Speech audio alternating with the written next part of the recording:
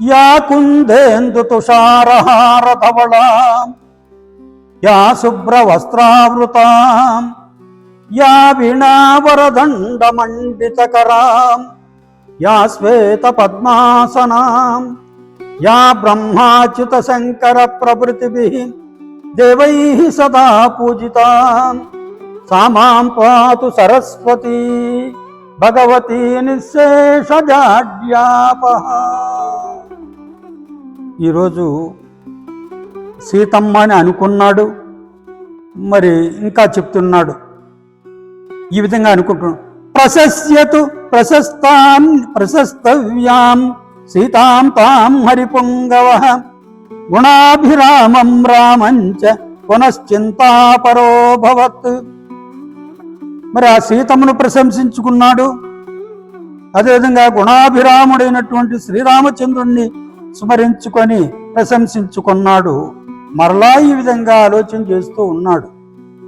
సముహూర్తమివ ధ్యాత్వా బాష్పపర్యాకులేక్షణ సీతామాశ్రిత్య తేజస్వీ హనుమాన్ విలలాపః.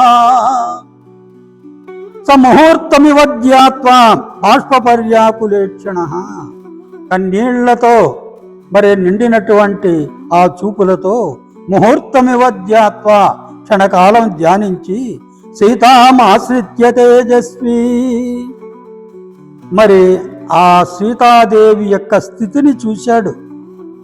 హనుమాన్ విలలాపః, ఆ హనుమంతుడు ఈ విధంగా విలపించాడన్నమాట. మాన్యా గురు వినీతస్య లక్ష్మణస్య గురుప్రియా యది సీతాపి దుఃఖార్తా కాలో హి దురతిక్రమః. మాన్యా గురు వినీతస్య లక్ష్మణస్య, గురు వినీతస్య లక్ష్మణస్య మాన్యా. గురు అంటే అన్నగారైనటువంటి రాముని ఎడల వినయ విధేయతలు కలిగినటువంటి లక్ష్మణుని చేత గౌరవింపబడేటటువంటిది ఈ సీతమ్మ. అంటే లక్ష్మణంతటి వాడు గౌరవించేటటువంటి ఈవిడ గురుప్రియా. అదేవిధంగా లక్ష్మణుని యొక్క గురువు అయినటువంటి అన్నైనటువంటి ఆ శ్రీరామచంద్రునికి ఇల్లాలన్నమాట. యది సీతాపి దుఃఖార్త, ఆ లక్ష్మణుని చేత గౌరవింపబడి రామునికి ఇల్లాలైనటువంటి ఇంత గొప్ప గుణములు కలిగినటువంటి సీతమ్మకే కష్టాలైతే మరి ఇంకెవరికి కష్టాలు రాకుండా ఉంటాయి. అందుకని కాలోహి దురతిక్రమ అంటున్నాడు. కాలం అంటే విధి విధానం. ఆ బ్రహ్మరాత ఎవరికైనా కూడా తప్పించుకోవడం సాధ్యం కాదు కదా అంటున్నాడు. తాం దృష్ట్వాం వన నవహేమాపాం లోకకాంతామివ శ్రియం జగామ మనసా రామం వచనం చేదమబ్రవీత్. ఈ మేలిమి బంగారం లాగా మెరిసిపోతున్నటువంటి ఆ సీతమ్మను చూసి లోకకాంతామివ శ్రియం, ఈ లోకానికి మనోహరంగా ఉండేటటువంటి లక్ష్మీదేవిలాగా ఉన్నటువంటి ఆమెను చూసి జగామ మనసా రామం, ఒక్కసారిగా మరలా ఆ రామచంద్రుణ్ణి స్మరించుకున్నాడు. వచనం చేదమబ్రవీత్, ఈ విధంగా తనలో అనుకుంటున్నాడు. ఎవరు? ఆంజనేయ స్వామి. ఏమనుకుంటున్నాడు? అస్యాహేతోర్విశాలాక్ష్యా హతో వాలి మహాబలః రావణ ప్రతిమో వీర్యే కబంధశ్చ నిపాతితః. ఈ దేవి కారణంగానే అస్యాహేతోః విశాలాక్ష్యా, విశాల నేత్రములు కలిగినటువంటి ఈ సీతమ్మ కారణంగానే హతో వాలి మహాబలః, మహాబల సంపన్నుడైనటువంటి వాలి మరణించాడు. రావణ ప్రతిమో వీర్యే, ఈ రావణునితో సమానుడైనటువంటి ఎందులో? వీర్యంలో, పరాక్రమంలో రామునితో సాటి అయినటువంటి కబంధశ్చ నిపాతితః, కబంధుడనే రాక్షసుడు కూడా చంపబడ్డాడు. విరాధశ్చ హతః సంఖ్యే రాక్షసో భీమ విక్రమః. భయంకరమైనటువంటి పరాక్రమం కలిగినటువంటి రాక్షసుడైనటువంటి విరాధుడు కూడా ఈమె కారణంగానే చనిపోయాడు కదా. వనే రామేణ విక్రమ్య మహేంద్రేణేవ శంబరః. దేవేంద్రుడు ఏ విధంగా శంబరాసురుని చంపాడో ఆ విధంగా ఆ అడవిలో దండకారణ్యములో రాముని చేత ఈ భీమవిక్రముడైనటువంటి విరాధుడు చంపబడ్డాడు అని చెప్తున్నాడు. ఇంకా చూడండి, 14 సహస్రాణి రక్షసాం భీమకర్మణాం నిహతాని జనస్థానే శరైరగ్నిశిఖోపమైః. 14 సహస్రాణి రక్షసాం భీమకర్మణాం. భయంకరులైనటువంటి ఆ 14,000 మంది రాక్షసులను చంపాడు అన్నమాట రాముడు. ఎందుకని? ఈమె కారణంగానే. నిహతాని జనస్థానే శరైరగ్నిశిఖోపమైః. ఆ రామచంద్రుడు ఏ విధంగా 14,000 మంది రాక్షసులను ఆ దండకారణ్యంలో చంపాడంటే శరైరగ్నిశిఖోపమైః, అగ్నిశిఖల్లాగా ఉన్నటువంటి బాణాలతో చంపాడట. ఈమె కారణంగానే ఆ 14,000 మంది రాక్షసులు నిహతులయ్యారు కదా అంటున్నాడు. ఇంకా చెప్తున్నాడు, కరశ్చ నిహత సంఖ్యే త్రిశిరాశ్చ నిపాతితః. కరుడు, ఈ త్రిశిరుడు అంటే 3 తలలో కలిగిన వాళ్ళు, పేర్లు బట్టి వాళ్ళ అవయవాలను బట్టి పేర్లు కూడా ఉంటాయి వాళ్ళకి. ఆ కరుడు, త్రిశిరుడు ఈమె కారణంగానే రాముని చేత తప్పబడ్డారు. అదేవిధంగా దూషణశ్చ మహాతేజ రామేణ విదితాత్మన. దూషణుడు కూడా చంపబడ్డాడు అని. దాని తర్వాత ఐశ్వర్యం వానరాణాంచ దుర్లభం వాలిపాలితం అస్యా నిమిత్తే సుగ్రీవః ప్రాప్తవాన్ లోకసత్కృతం. ఈమె కారణంగానే అంటున్నాడు. ఐశ్వర్యం వానరాణాంచ. వానరుల యొక్క సంపదను, అది అందరికీ దొరికేది కాదన్నమాట. వాలిపాలితం, వాలి చేత పాలింపబడుచున్నటువంటి ఆ కిష్కింధ వానరుల యొక్క ఐశ్వర్యానికి నిదానం అన్నమాట. అలాంటి ఆ కిష్కింధ వాలి చేత పరిపాలింపబడుచున్నటువంటి ఐశ్వర్యవంతమైనటువంటి కిష్కింధను ఈమె కారణంగానే సుగ్రీవః ప్రాప్తవాన్. సుగ్రీవుడు పొందాడు, సుగ్రీవుడు ఆ రాజయ్యాడు అని చెప్పడం అన్నమాట. అదే చెప్తున్నాడు. ఏ కారణంగా ఈమె మరి సుగ్రీవుడు శ్రీరామచంద్రునికి అభయం ఇచ్చాడు, నేను నా వానరుల చేత సీతమ్మను వెతికి పెడతాను అని. అందుకు ప్రతిగా నా అన్న అయినటువంటి వాలిని చంపి ఆ రాజ్యాన్ని నాకు హస్తగతం చెయ్యాలా అని కోరుకుంటాడన్నమాట. ఇదంతా రాముడు ఎందుకు చేశాడు? సుగ్రీవుడు మరలా ఆ సీతమ్మను వెతికి పెడతాడు అనే కారణంతోనే కదా ఇదంతా జరిగింది అంటున్నాడు. ఇంకా చెప్తున్నాడు, సాగరస్య మయా క్రాంతః శ్రీమాన్నద నదీపతి. నదములతోనూ కూడినటువంటి ఆ సముద్రము నా చేత దాటబడింది. ఈమె కారణంగానే కదా నేను అంత పెద్ద మహాసముద్రాన్ని దాటి వచ్చాను. అస్యాహేతోర్విశాలాక్ష్యాః పురీచేయం నిరీక్షిత. ఇంత అందమైనటువంటి ఈ లంకానగరాన్ని నేను ఈమె కారణంగానే నేను గాలించి వెదికాను అంటున్నాడు. యది రామ సముద్రాంతామేదినీం పరివర్తయేత్ అస్యాకృతే జగచ్చాపి యుక్తమిత్యేవ మే మతిః. ఈ రాముడు ఈ సముద్రాంతమైనటువంటి భూమినంతా కూడా మరి ఆ తలకిందులు చేయడం కూడా, తలకిందులు చేస్తే కూడా ఈమె కారణమే అవుతుంది కదా అంటున్నాడు. రాజ్యం వా త్రిషు లోకేషు సీతా వా జనకాత్మజాం త్రైలోక్య రాజ్యం సకలం సీతాయాః నాప్నుయాత్కలం. ఈ 3 లోకాలలో ఉన్నటువంటి రాజ్యం గాని,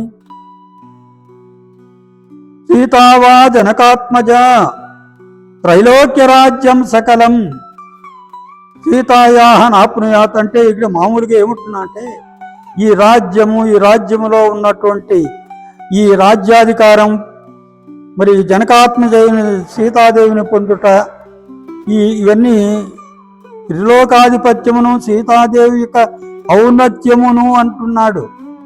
ఇదంతా కూడా సీతాదేవి యొక్క ఔన్నత్యమందు ఈ త్రిలోకాధిపత్యము రాజ్య సుఖము ఇదంతా కూడా 16వ వంతు కూడా ఉండదు అంటున్నాడు.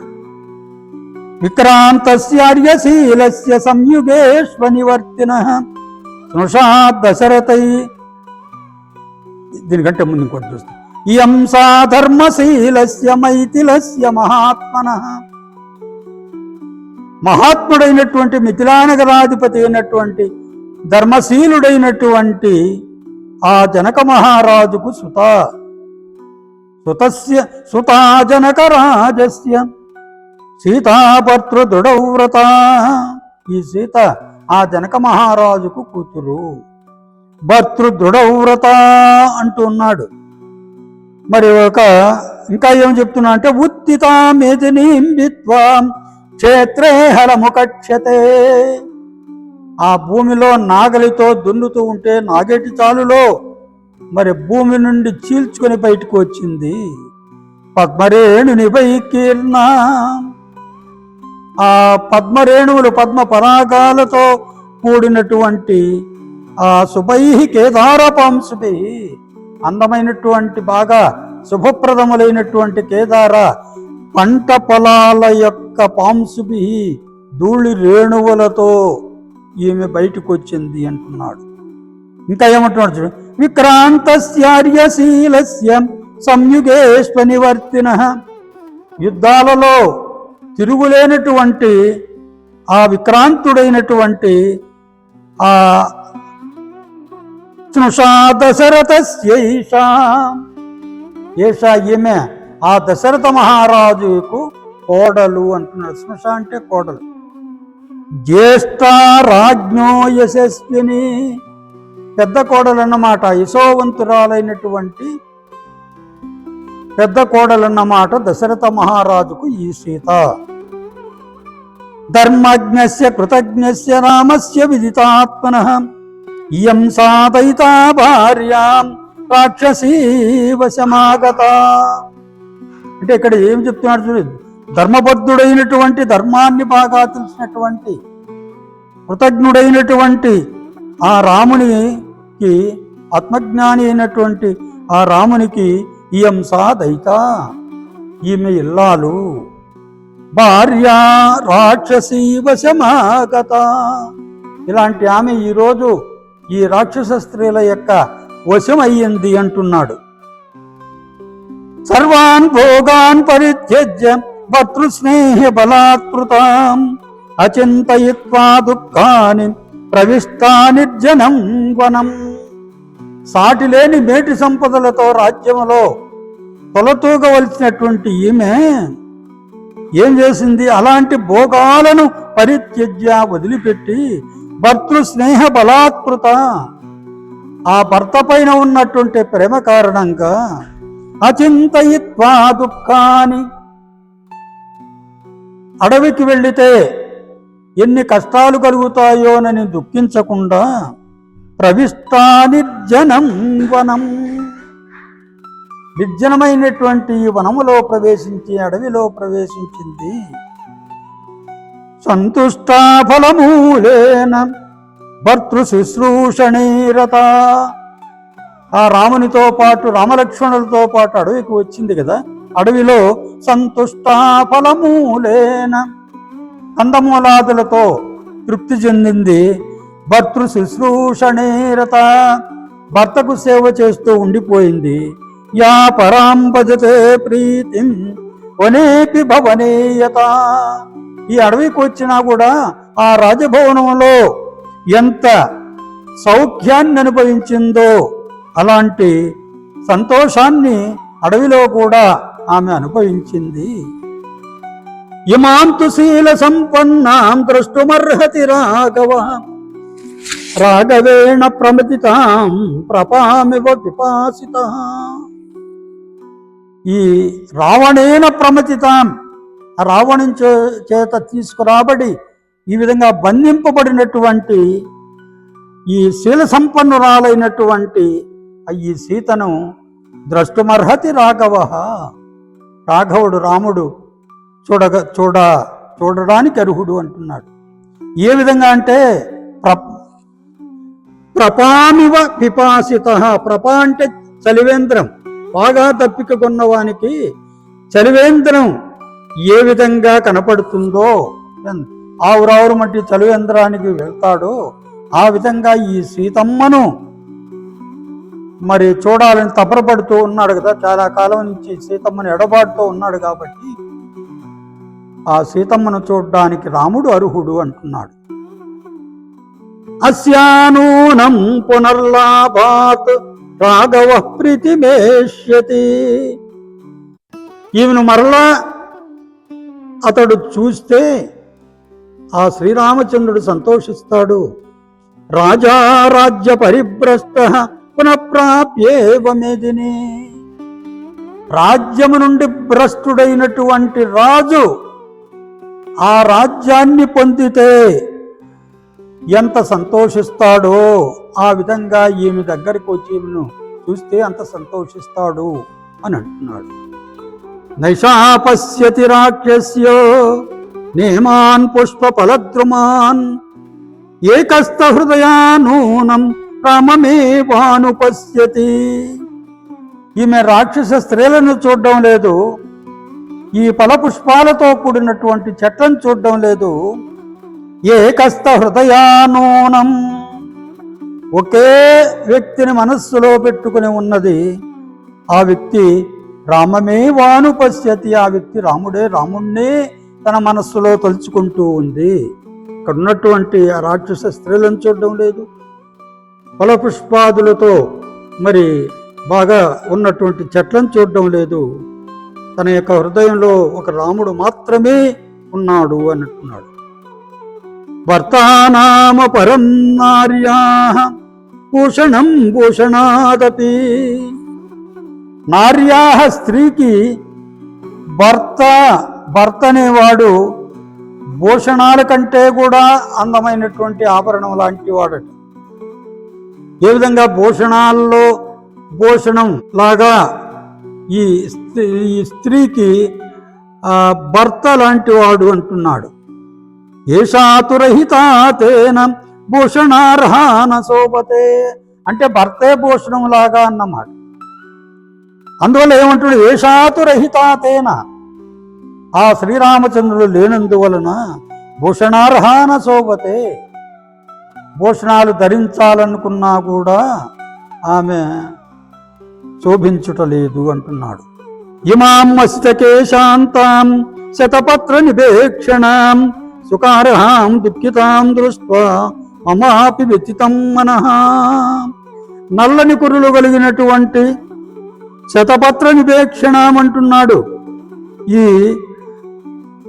ఆ కమలముల వంటి కన్నులు కలిగినటువంటి ఈమెను చూసి సుకార్హాం దుఃఖితాం దృష్ట్వా, సుఖపడవలసినటువంటి ఈమె దుఃఖిస్తూ ఉంది అని చూసి మమాపి వ్యతితం మనః, నా యొక్క మనసు కూడా కలత చెందుతూ ఉంది, బాధపడుతూ ఉంది అంటున్నాడు.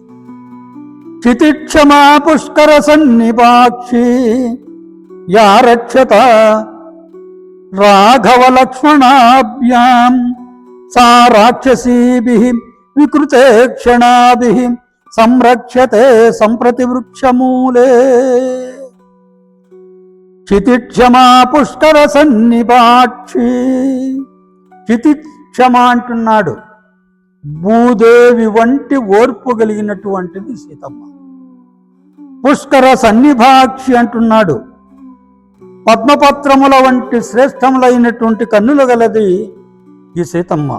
యా రక్షిత రాఘవ లక్ష్మణాభ్యాం, అడవిలో ఏ సీతమ్మ అయితే రాఘవుడు శ్రీరాముడు లక్ష్మణుల చేత రక్షింపబడిందో సా రాక్షసీభిః వికృతేక్షణాభిః, వికృతేక్షణాభిః వికారములైనటువంటి నేత్రములు కలిగినటువంటి రాక్షస స్త్రీల చేత సంప్రతి ఇప్పుడు వృక్షమూలే చెట్టు యొక్క మొదట్లో సంరక్షతే రక్షింపబడుతూ ఉంది.